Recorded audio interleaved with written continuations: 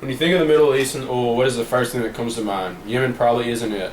In fact, most people couldn't even tell you where Yemen is on the map, let alone know that they were once a powerful oil-producing nation.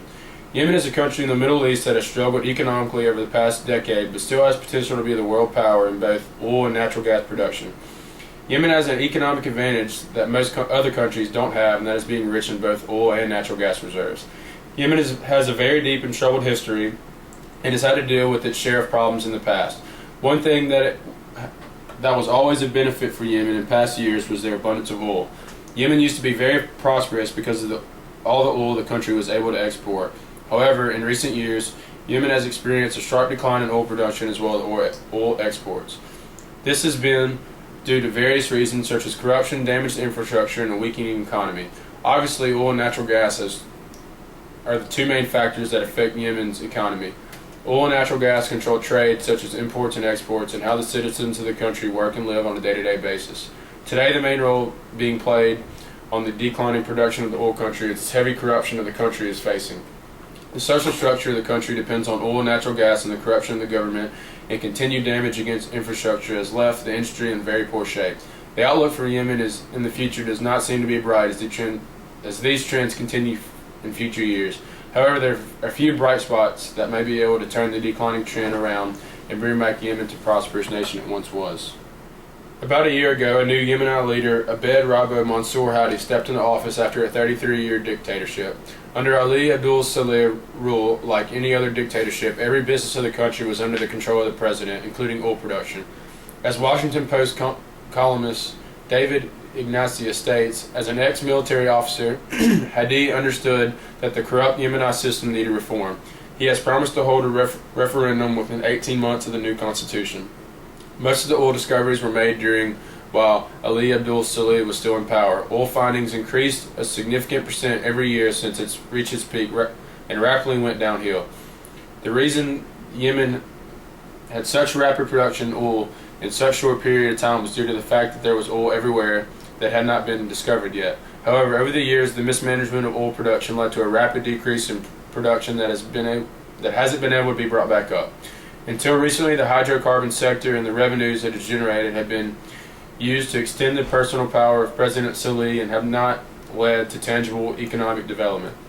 The state of Yemen's oil and gas resources, by 60% of Yemen's government revenue came from hydrocarbons alone between 2010 and 2012. This number seems like the oil industry in Yemen is booming, but that's not the case at all. The oil is there and ready to be produced, but the few bumps in the road are a little too big to overcome. Yemen is a minor oil and gas producer whose reserves are in decline and will remain so unless major new discoveries are made. Until recently, the hydrocarbon sector and the revenues it has generated have been used to extend the personal power of President Saleh and have not led to tangible economic development. The new government under President Hadi will be required to change the legacy of mismanagement in the important sector of Yemen's economy. It is also to accommodate the needs of a number of regional tribes in whose territories these oil and gas fields are found, so that they will have a stake in protecting these installations from the frequent attacks that have recently halted production. Finally, Yemen has to seriously consider what happens after its oil reservoirs have been depleted, and most notably where it will obtain the assets to credit this production in the open market. The country is separated into 87 exploration blocks that were distributed at auctions. Of those 87 blocks, only 13 are producible. 11 different oil companies own the rights to those 13 blocks. The country is taking steps forward trying to make more of the blocks producible. At the moment, 26 blocks are in the exploratory phase by 16 different oil companies. Major international oil companies in Yemen include Total, Nexon, and Occidental Petroleum Corporation, a subsidiary of the China National Offshore Oil Corporation. As a result of severe declines in production in 2011-2012 due to disruptions associated with the political upheaval in the country, Yemen had to import oil through purchases in the open market, while also receiving crude and diesel deliveries as a gift from Saudi Arabia. The main problem Yemen has is the security of the oil industry. The insufficient security limits exploration, production, and transportation of hydrocarbons.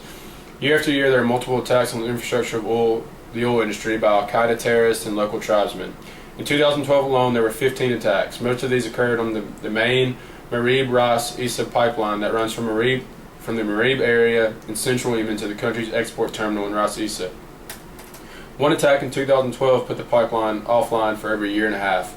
These attacks are carried out for a range of reasons, for simple acts of terror to tribesmen trying to force the hand of the government on matters such as settling land disputes. These attacks on pipelines and drilling operations have left Yemen's energy infrastructure in poor shape. Pipelines have been forced to shut down for months at a time, causing fuel shortages and seriously hurting exports. One recent attack happened to a pipeline repair crew who, while repairing an already destroyed pipeline, were ambushed by a group of militants that killed 6 bodyguards as well as 2 tribesmen. Not only did this attack directly hurt the energy infrastructure of the economy, but they have hurt Yemen on an international scale as well. Foreign investors are reluctant to invest heavily in the hydrocarbon production out of Yemen because they feel it's not safe.